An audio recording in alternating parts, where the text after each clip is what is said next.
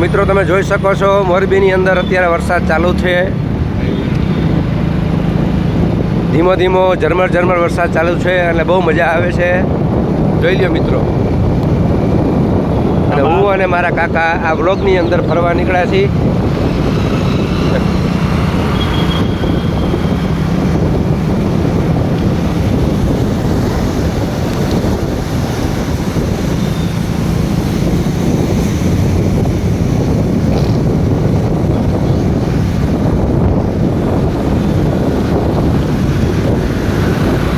જોઈ લ્યો મિત્રો।